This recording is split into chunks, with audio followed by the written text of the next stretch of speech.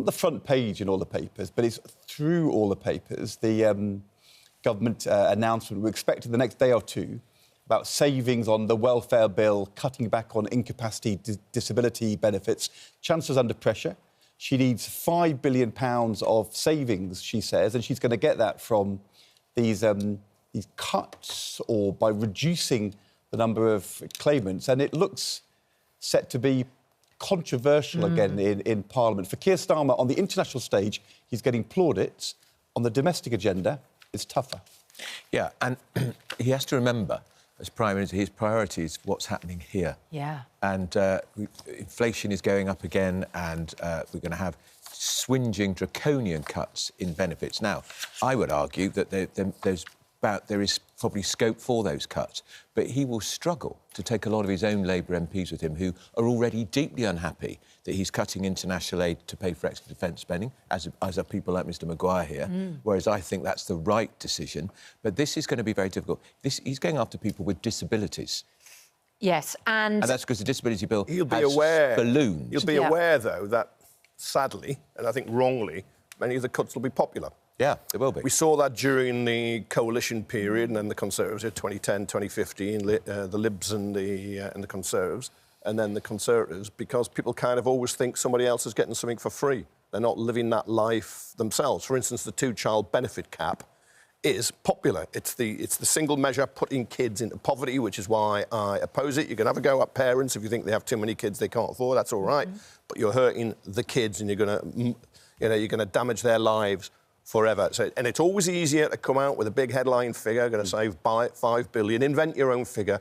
When you get on the ground and you get individual people who are sick or they're disabled or they're unemployed, have multiple conditions, it's much harder to implement. And that's where he'll risk the backlash on his own side. It's quite hard at the moment to work out exactly what they are going to do. Are they saying they're going to make it harder in future for people to go from work onto sickness benefit? Or are they going to say the people currently on sickness benefit are going to have that taken away and be told you've got to go back to work? Are they actually going to cut the actual real value of the money people are receiving on personal independence payments or employment support allowance, the money you get if you are disabled? Since COVID, the bill has gone up for sickness and disability by 20 billion, and it's heading towards 100 billion. Why has it gone up 20 billion? Why are there is it 1 million plus extra people? Now, it can't all be long COVID. Now, if you can give people interviews, you can help them into work, that is one thing. That's using the carrot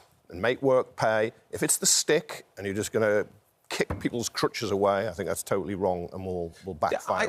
Do we know what they're going to do yet? No, but I think there's an acknowledgement, isn't it, that the government thinks there are some people claiming benefits who simply should not be, and they're going to try and get them off of benefits and into But there will be, just as some people don't pay tax, there will always be some people. But you don't want to play into this mistaken narrative that Britain is a country of scoundrels. I remember George Osborne, when he was Chancellor, would do this, talk about people just lying in bed, not getting up.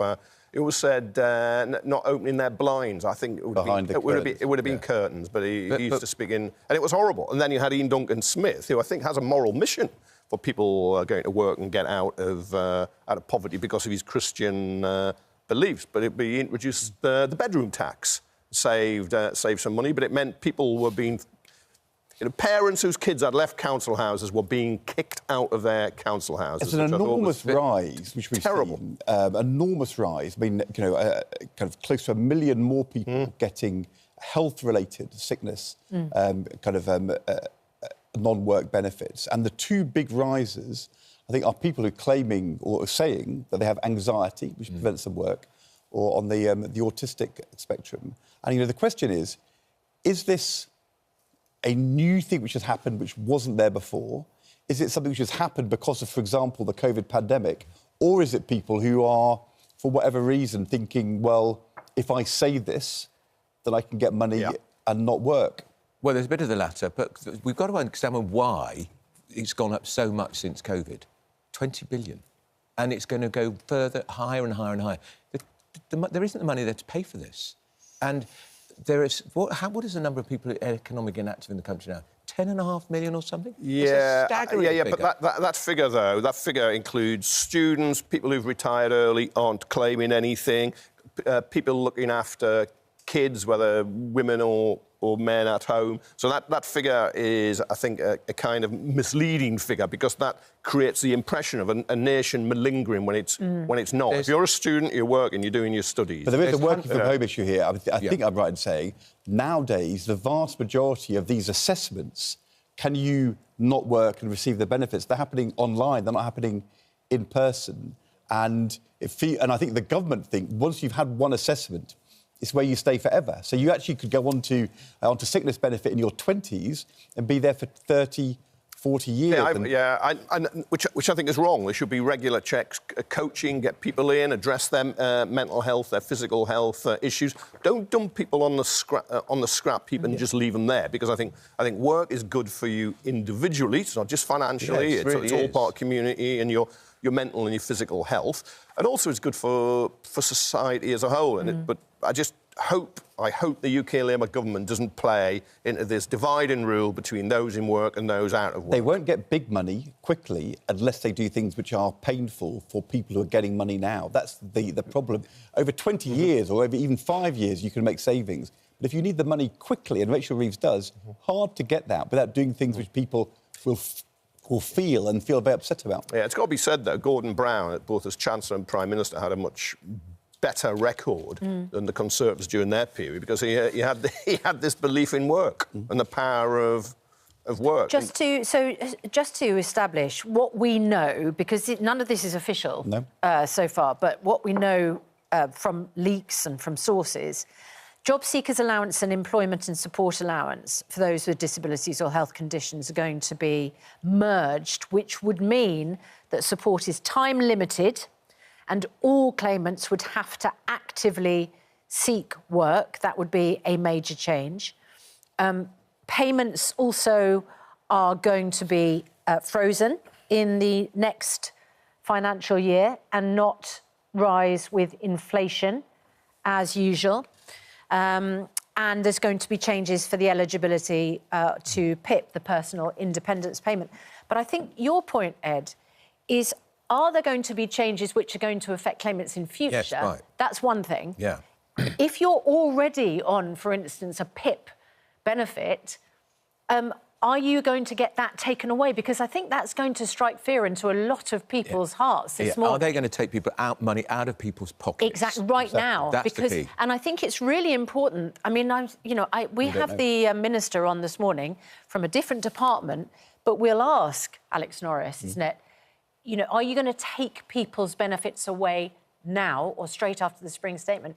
What he'll probably say is, I can't, say anything about what the Chancellor is going to do. But the trouble is, these discussions really frighten people. Yeah, they do. And so it's not really of any benefit to people who are currently claiming, if they feel like every letter that's coming through the door is saying, we've reassessed your PIP, and we're going to take it away. And the government know the impact this has. Yes. And yet they're putting these figures out there. They're not being made up, £80 billion worth of cuts, all this sort of stuff. They know the impact, and I think they have a duty to be able to tell us straight away, we might have to come after some people's benefits right now. Rather than reassess them at some point in the future. Let's be clear why this is happening. The government's problem is, currently, they're having 3 weeks' time to do a big economic and fiscal statement. Yeah. They're worried the economy's been weaker. Yeah. The fiscal situation is worse. Is Rachel Reeves going to be off track for her fiscal rules? Thanks to the budget. What fiscal rules? She has set out certain fiscal guidelines she has to stay within, and she has to make sure that debt is coming down. She has to make sure that she's covering all of the amount she spends with taxes coming in. Right. And if she on day-to-day spending, and at the moment she may be going to miss those rules, and she has to persuade the Independent Office of Budget Responsibility, no, I can get some savings. So she has to persuade them, I can get £5 billion quickly. And that is her big problem. Because, if you say, I think the rows in government are going to be, one, will some of these money go back to help people into work? Will Liz Kendall keep some of the savings, which is kind of in debate? Secondly, is it going to be penal, the way in which you reassess people? Are you going to make it very harsh? But the most difficult thing is, if you want money this year and next year, then she has, Andrew says, she has to start taking money away from current people. And that's where the control is. Hang on, the fact is debt is going up. Debt is going up as a result of what's been going on with this government. And this government is, which means that costs the taxpayer more money to pay interest on the debt. And this government was all about creating growth. Where's that? We don't want to go back. Where is that? I remember Labour made, and quite rightly, much during the Conservative era, including with the Lib Dems, about how people were assessed fit for work and then they were dying days later. Terrible mistakes were made. We don't want to go back to that, but you don't have to look at the welfare state and just say we put it in aspic and it's going to be like this way forever and a day. But if you're going to help people into work, it costs money. And then we have Pat McFadden, the Cabinet Office Minister, saying, well, we're going to reduce the number of civil servants. Well, civil servants include people who work in job centres and the DWP. Now, if you're going to require people to go in for assessments and get careers advice and suggestions, you're cajoling people and helping them rather than hitting them with a mallet and saying you're going to take away their benefits. That does cost cash. So that is our debate this morning after 7 o'clock. Are disability benefits stopping people from working? If you take them away, will it incentivise and encourage more people to go back into the workplace? Let us know what you think about that, and we're going to debate that further after 7 o'clock. Meanwhile, President Trump, I mean, part of the reason, let's be honest, about making cuts to disability benefit is because the Chancellor needs money to boost defence spending. President Trump has made a rather uncomfortable remark about the future of Ukraine to Fox News. If you actually think what that means, take candy from a baby. He's saying that Ukraine and President Zelenskyy were stealing kind of sweet candy from America, the baby. I mean, taking candy from a baby is like a malevolent, unpleasant, stealing thing to do from somebody weaker than you. This is Ukraine at war. Asking America, the big superpower, for help to try and fight the Russian aggression. The idea that is taking candy from is bizarre. At war against one of America's oldest enemies, Russia, the old Soviet Union. It makes no sense. It makes no sense. And also to say for the first time Ukraine may not survive. Chilling. Well, I've thought for a long time Zelenskyy won't survive. Zelenskyy won't probably even stand in the next free election in Ukraine. But Ukraine won't survive? What, it's just going to be rolled over into the old Soviet Union? Unbelievable. Trump's flipped Ukraine the US. is a sovereign nation. But and he's an ally of the US. But Trump has flipped the US from backing Zelenskyy to being, at best, an apologist for Putin, and actually aiding them now by cutting off intelligence and halting the flow of arms, humiliating Zelenskyy and saying he wants to pillage the country and take all the minerals. I've not seen anything like this before in the post-war era. And, of course, the reason the US backed Ukraine, as Britain did, as France did, as Germany did, as Poland did, and a lot of other countries, as you saw, is common defence. You saw it was in your national interests now, of course. There is, as Zelenskyy pointed out, a big ocean between Europe and the US, but the US sells into Europe. It's the markets where it makes a lot of cash, but he's just giving it up. If he wasn't an agent of influence and he wasn't in the pay of Putin, he's at the very least a useful idiot. It is making the state visit all the more problematic. Yes, isn't it? And when you consider we've now got a new Canadian Prime Minister, who was the Governor of the Bank of England here, who, in his speech yesterday, tore into Donald Trump. Well, Canada are getting sanctions from the United States. The King is King of Canada. So does he really want to roll out the red carpet for this man who's imposing sanctions on a country where he's monarch? So the King has published his Commonwealth Day message today, ahead of the annual service later. And King Charles says, we reported this in the news, King Charles says, restoring the disrupted harmony of our entire planet is the most important task facing humanity. And I just wonder, Andrew, if you could unpack that for us. Yes, he's talking about exactly what's happening with the United States and around the world. And this speech is cleared by Number 10. and the Foreign Office. The disrupted harmony of our entire planet. Well, amazing phrase. It is. It's so political. Yes, of course. I thought it might be the environment. He'll throw that in. Change, I thought it meant climate change. He'll throw that in. There is more to it than that. That's the intention, though, yes. that you can say, oh, no, it's the climate. You know exactly. There's two things going on. King Charles being, as you say, it will be agreed with absolutely. the government. But this is him being more political, diplomatic, kind of edgy. Doesn't sound very diplomatic. No, but that would have been cleared by the highest level, because he can't say anything without the approval of his Prime Minister and Foreign Secretary. But it is extraordinary. Of course, it's about as well, but he will be deeply concerned about what's happened to his Commonwealth countries, where he's the king. Trump has done more for Putin since January than Xi Jinping, the Chinese president, has done. And China's supposed to be an ally, but there's been no Chinese arms of any significance going to Russia for that fight, and yet you've got Trump turning off the military supplies, making their missiles. Even the Storm Shadow missiles we've supplied now can't operate properly because they rely on guidance. Kevin, I think you're ducking, the King's important contribution here, though. I mean. No, this is why, though. This is why. Oh, he might even be praising the King. Oh, my God. In a revelatory moment. But they use the monarchy. Like the Queen used to played host to Putin once on a state visit. She did to the Chinese president. Did Mugabe. I mean, you use them in. They are political, but I think there's a difference between when you use them politically. And when Charles will kick off about, let's bring back fox hunting. Can I read you the beginning of a remarkable article in the Mail on Sunday by Dan Hodges? So Keir Starmer may think Donald Trump is a reliable ally, but Britain's security services do not. We can't risk sharing our human intelligence with the United States now, an intelligence service source told me. This is Dan Hodges in the Mail on Sunday. There's a danger of our assets being compromised. Trump is too close to Putin. Within the service, he's regarded as a possible agent of influence. And the question is, what sort of agent? Fantastical rumours that the US president was literally a Russian mole began to circulate in 2016. Didn't Graham Stewart, the former government minister, Conservative minister, say last week... He did. ...that, that Trump must be a Russian agent, because why else would he be behaving in this way? It's an astonishing thing for a Privy Councillor to say. Yeah, and Tory MP. Yeah, he hasn't repeated it outside the Commons, I don't think. No. But it's an extraordinary thing that people are writing this about. The President of the United States, the leader of the free world, that he could be possibly in the pay or in the influence of the most malign world leader. Dominic Lawson says today in the Mail that he may not be in the pay, but his only motivation is money. Yeah. This is all about Trump trying to build his future relationship with the richest man on the planet, Putin. Yeah. It is extraordinary. Kevin, the world's gone mad.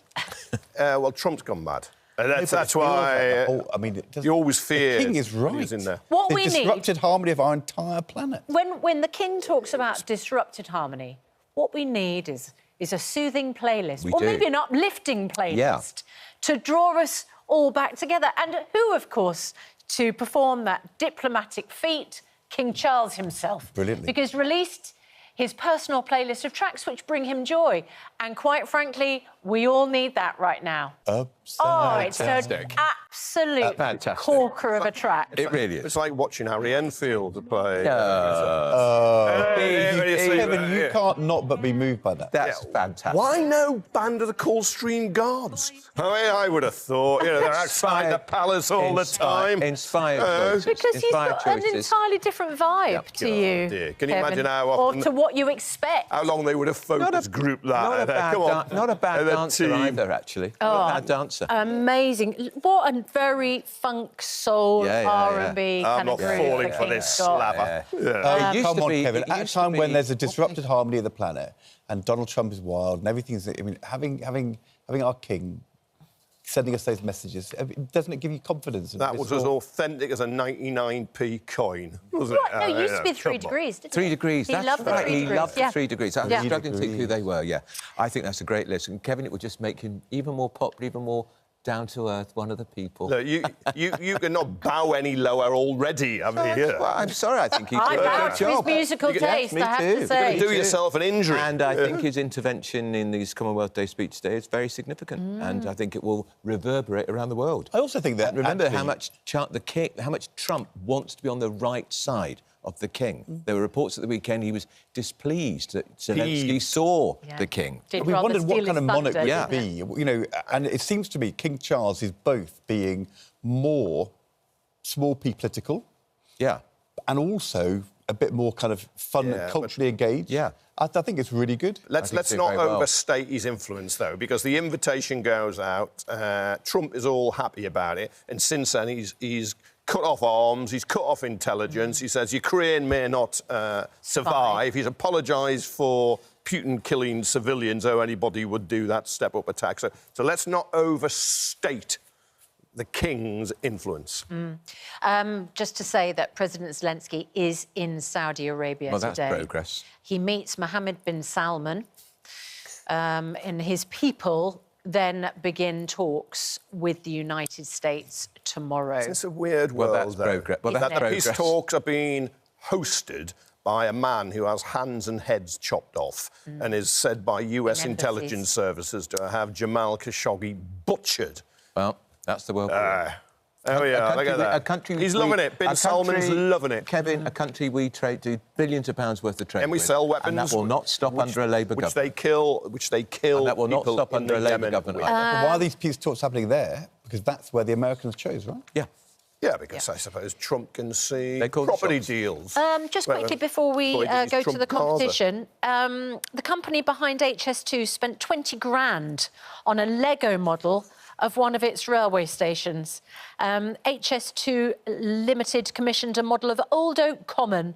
The station being built in West London is the size of a kitchen table and took 15,000 Lego bricks to complete. So just over £1 a brick. It has been used, though, at about 20 events in the 2 years since it was made. And the fact they built it on time.